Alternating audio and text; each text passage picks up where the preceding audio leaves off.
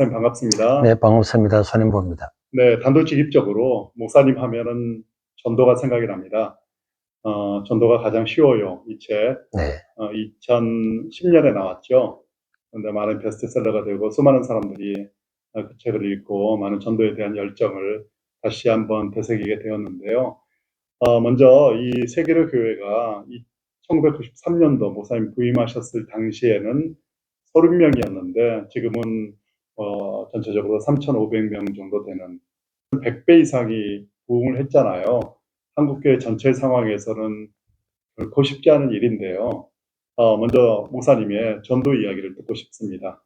목사님 어떻게 이 전도에 이렇게 매진하시고, 물론 모든 크리스찬들이 전도를 해야 되지만 특별히 이렇게 전도 지향적인 교회, 또 전도로 성공한 교회, 또 전도에 목숨 건 목회자가 되셨는지 그 이야기를 한번 듣고 싶습니다. 아니, 국가의 출산율이 떨어져서 난리잖아요. 출산율이 떨어지면은 나라가 망하는 것과 마찬가지로 전도가 안 되면 교회는 없어지는 거죠. 교회가 존재하기 위해서 전도를 하는 것이 아니고 우리가 구원받아서 천국 갈 것이 확실하면은 그 전도 안 한다는 그게 이상하지 않을까요?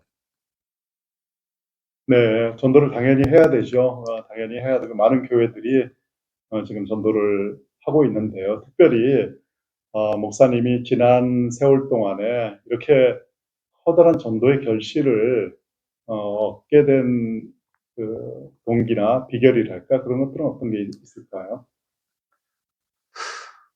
전도는 또 하나님께서 원하시는 거고 하기 때문에 전도는 하면은 무조건 하고 되는 거거든요. 그리고 하게 되면 끝까지 하는 거죠. 제가 비결 같은 것도 없고, 사실 제가 청년 때에, 삼천포에 있는 삼성교회라고 담임 전도사로 부임을 했거든요. 한 20명 안 모이는 조그마한 그런 시골 교회인데, 거기서 우리 집사람도 만나고 했는데, 거기서도 한 3개월 만에 20명도 안 되던 교회가 120명이 되더라고요. 그래서 교회를 정촉을 하고 그 지역을 전도하고 또 이 세계로 교회 오기 전에는 나병환자촌에 가서도 전도를 했는데 거기도 중고등 학생들하고 주일학 학생들을 맡았는데 그 한 몇십 명 되는 요런 데 가고 또 나병 환자기 마을이기 때문에 전도하지 마라. 할 필요 없다. 해도 안 온다. 이렇게 했는데도 한 3, 4개월 하니까 200명 이상이 모이더라고. 첫 문제는 사람들이 와서, 야, 여기가 나병환자촌 아니냐, 양계양돈 하니까 냄새 난다고, 절대로 안 온다 그래도 사람이 계속 찾아가서 왜 우리가 살아야 되는지, 또 어떻게 우리가 구원을 받는지, 구원받는 것이 얼마나 좋은지, 이런 걸 설명하면은, 세상에 어떤 보물보다도 더 큰 보물인데 예수 안 믿겠습니까? 그러니까 예수님의 이 복음을 있는 그대로 전하면은 다 믿죠. 이 재벌이든 아니든 가난한 사람이든 노인이든 한번 태어난 사람은 100% 세상을 떠나는 것은 정확한 사실인데, 그런데 거기에 대해서 사는 길을 제시 안 하고 그 복음을 전하는데 그거 안 믿는다는 게 이상하잖아요. 저 농협의 하나로마트에 좀 특판하고 최저가 좀 사게만 해줘도 사람이 줄을 서가 기다리는데, 아니 영원한 복음을 주겠다는데 이거 안 믿는 게 이상하고, 이걸 있는 그대로 다 한대히 전하면은 전부 다 믿을 수밖에 없죠. 그리고 안 믿는 사람은 이제 몰라서 안 믿으니까 한 번 찾아가고 두 번 찾아가고 50번 가고 70번 가고 100번 가고 갑니다. 가면 이 사람들은 몰라서 안 왔다가 와보면은, 들어보면은 또 다 믿는 거죠. 그럼 또 그 사람 또 다른 사람 전도하는 거고. 제가 오고 난 다음에 한 10,000명이 넘게 세례를 받았습니다. 이게 원체 시골이다 보니까 사람들이 직장 따라서 또 학교 따라서 다 이제 또 가서 그렇지 모아놨으면은 서울의 대형교회처럼 됐겠죠. 그렇지만 그건 아무 상관없는 거고, 저희 가정이 금년에도 한 330명 이상을 전도를 했습니다. 그 목사님이, 사모님 일 바쁜데 어떻게 전도가 되겠냐 하지만은, 내 관심이 전도에 있으면은 어떤 사람을 만나든지 당신이 구원받았는가? 이게 중요하니까. 그리고 그 복음을 전하면은 사람 다 믿습니다. 그리고 뭐 특별한 기술이 있는 게 아니잖아요. 특별한 기술이 있는 게 아니고 예수님이 주신 그게 복음이고 그게 보화니까 그 보화를 주는데 안 오겠습니까? 그러니까 전도는 쉽다고 해야죠. 네, 그러니까 목사님이 올해 그 사모님 전함이 이영예 네네. 사모님이시죠. 사모님과 함께 전도한 숫자가 올해 2024년에 330명. 저희들이 이제 해마다 네. 이제 300명을 목표를 정해요, 저는. 우리 가정은. 그래서 300명 안 된 해는 거의 없죠. 그러면 엄청난 숫자를 전도를 하셨네요. 그러면 교회 전체적으로는 올해 몇 명 정도를 전도를 했습니까? 지금 한 4,000명 정도를 데려왔는데, 그 중에서 전반기에 533명의 세례를 받았습니다. 또 이번 다음 주 세례식이 후반기에 또 있고요. 그 코로나 전에는 보통 한 1,000명 정도 세례를 받는데, 코로나 때는 한 500명, 올해는 한 700에서 800명 정도 이렇게 받을 계획인데, 어쨌든 저희들은 열심히 전도를 해서, 내가 아는 사람은 울산에 있든 대구에 있든 김천에 있든 통영에 있든 다 데려와서 예배를 드리고 감동받고, 또 예배를 드리고 나면은 항상 이 자리에 와가지고 첫날 온 사람은 첫날 제가 영접을 다 시킵니다. 그래서 이분들이 1년에 이제 2번 이렇게 세례를 받는데, 세례를 받으면은 이제 세례를 받고 나면은 자기가 원하는 교회에 갈 수 있도록, 우리가 다 수용도 할 수도 없고 또 장거리 있는 사람 오라고 할 수도 없고 그렇게 하고 있죠. 네. 330명 전도를 하시려면 정말 많은 분들을 만나셔야 될 것 같은데요. 만나셨을 때, 또 그리고 복음을 전했을 때 그들이 또 전체적으로 다 듣는다는 보장도 없는 것이고요. 그리고 많은 분들은 복음을 전해도 시대 사람들이 복음을 받아들이지 않는다라고 그런 얘기들을 하거든요. 그런데 목사님 지금 말씀 들어보니까 정말 전도가 가장 쉬워요. 목사님 책 제목처럼 복음을 전하면 반드시 사람들이 듣는다, 반응한다, 그런 말씀이신데요.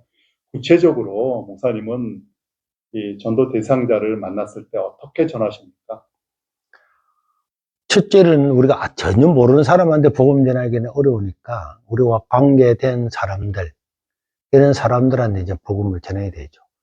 그래도 제가 얼마 전에도 길가를 가다가 이제 공사하는 사람이 있었는데, 그 공사장에 사람한테 이제 우리가 편말을 달기 위해서 가서 인사를 드렸더니, 그분이 제가 몇 마디 했더니 세계로교회 목사라고 하니까 알더라고요. 아유, 그랬냐고 이제 반갑다고 이제 악수를 했거든요. 악수를 했는데 그분이 손이 너무 부드러워서, 아니 어떻게 이렇게 공사장 일하시는 분이 손이 이렇게 부드럽냐고, 이거 너무 부드럽다고 이랬더니 그분이, 아니 그러면 내가 이 손을 보면 잘 살겠습니까? 이렇게 묻더라고요. 아니 예수님 믿으면 잘 살죠. 교회 오시면 되죠. 이렇게 해서 이제 어떤 일이 있든지 교회를 한번 오게 하는 거죠. 제가 많은 이제 길거리에서도 전도를 하고, 어떤 때는 한 달에 30명 이 정도도 길거리에서 전도해서 영접을 시켰는데, 그 사람들이 교회를 안 오면은 이게 결실을 안 하더라고요.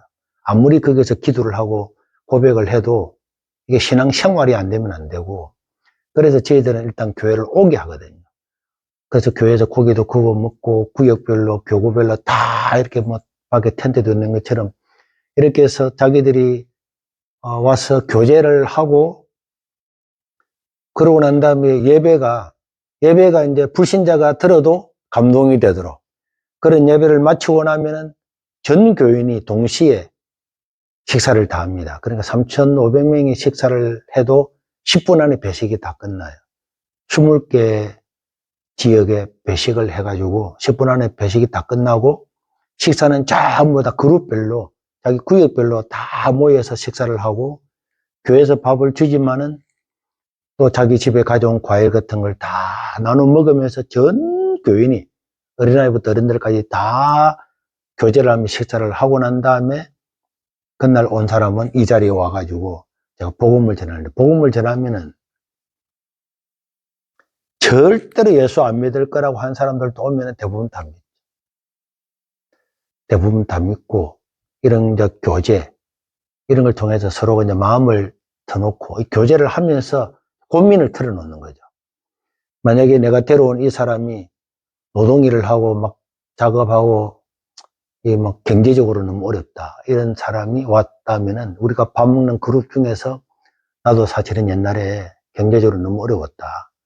그런데 이 사람들의 도움도 받고 목사님 설교도 듣고 제자훈련도 하면서 야, 내가 삶이 정말 너무 이렇게 한 방향으로 살지를 못하고 너무 이렇게 격가지가 많았구나, 이런 걸 다 끊고 집중하니까 경제적으로 독립이 되더라. 자기 살아왔던 이 내용들을 그냥 사람들이 밥을 먹고 이야기하면서 그 이야기를 하는 겁니다.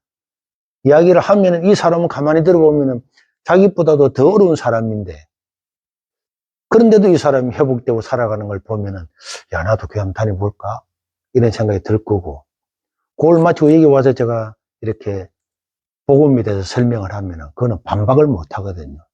그 유튜브에 보면은 제가 작년에 사랑의 교회에서도 불신자들을 모아놓고 대각성 전도 집회를 새생명 집회를 했는데 거기에 74%가 그 자리에서 영접을 다 했습니다. 그러니까 이게 예수님은 역사적으로 사실이고 이거 안 믿을 수가 없는 거예요. 이게 어떤 종교가 아니잖아요. 있는 그대로를 설명을 잘하면은 사람들은 전부 다 그 자리에서 와, 정말이구나, 믿어야 되겠구나. 안 믿을 수가 없거든요. 그러니까 안 믿는 게 기적이잖아요. 그러니까 이 예수 믿는 게 어려운 게 아니고 전도가 쉽다고 해. 네, 정말 목사님 말씀 들어보니까 전도가 가장 쉬워요. 전하면은 듣게 되고 예수님의 그 사실이 진리이기 때문에 받아들인다, 그런 말씀이신데, 그럼에도 불구하고 지금 한국교회 전체적으로 전도가 너무나 어렵다라고들 얘기를 하잖아요, 현실적으로. 그리고 모사임 교회 같은 경우는 1년에 1000명 이상씩 세례를 주고 올해만도 4000명의 새신자들이 전도돼서 들어왔다고 얘기를 하셨는데요. 한국교회 전체가 이렇게 될 경우에는 정말 놀라운 그 부흥이 이루어졌어야 될 테인데, 지금 한국교회 전체적으로는 상당히 어려운 지경이잖아요. 왜 한국교회 많은 분들, 목회자들이나 성도들은 이렇게 쉬운 전도를 어렵다라고 생각을 할까요? 첫째는 전도 안 하잖아요. 전도가 안 되는 거는 전도를 안 하고 영혼에 대한 이제 관심이 없는 거잖아요. 정말로 내가 받은 것이 복음이면은, 이 진짜 구원이면은, 저는 예수님의 종말에 대해서 잘 생각을 안 하거든요. 제가 고등학교 신학교 다닐 때는 막 이 조영기 목사님 요한계시록 강의, 다니엘서 강의를 들으면서 막 야, 주님이 언제 오실까? 그리고 막 휴거라든지 이런 걸 신경을 쓰는데 어느 날부터 그게 아무 소용이 없더라고요. 휴거가 언제 되든 예수님 언제 오든 그게 무슨 상관이 있습니까? 내가 죽는 날이 주님 만나는 날인데, 그거는 내일 될 수도 있고 오늘 될 수도 있고 종말이 오늘 또 있을 수가 있는 일인데, 그러니까 이 귀한 복음을 가지고 이 사실을 전해야 되는데 이 복음에 대한 기본적인 확신이 없으니까 전도를 안 하는 거죠. 제가 우리가 학교 선생님을 모시기 위해서 교사를 모집하는데 사모님도 지원했고, 어제도 우리 부산에서 가장 큰 교회에 성경 인도자가 지원했길래 제가 물어봤습니다. 예수님을 믿습니까? 이랬더니 믿는데요. 예수님의 무엇을 믿습니까? 물었더니 그때부터 행설수설을 하더라고요. 그래서 제가 오늘 만약에 세상 떠나면 천국 갈 수가 있습니까? 물었더니 그것도 그 다음부터 행설수설인 거예요. 천국은 간다고 하는데 왜 가느냐고 물으니까 아이고 뭐 제가 마음이 좋고 교회 오면 뜨거워지고 이런 이제 말도 안 되는 이런 이야기들을 하는 걸 보면서 야, 이렇게 대형 교회에서 성경을 가르치는 교사도, 현직 교사면서 교회 교사도 이 구원이 뭔지를 모르는 거예요. 구원의 확신도 없는 거예요.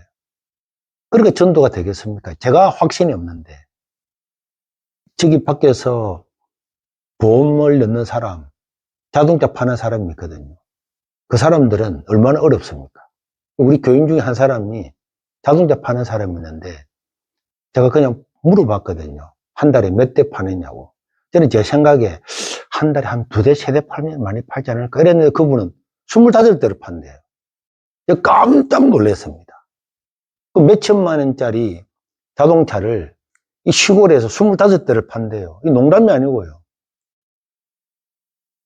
그런데 이 전도를 못 하겠습니까? 내가 믿는 것이 복음이고 사실이고, 그러면은 전도는 눈서 떡먹기고, 여기 보험 있는 사람한테 물어보면, 목사님, 보험 있는 데 비하면은 전도는 눈서 떡먹기입니다. 자동차 한 대 팔기 위해서 어떻게 해야 되는 줄 아십니까? 이렇게 이야기를 하거든요. 그럼 왜 전도가 안 되겠습니까?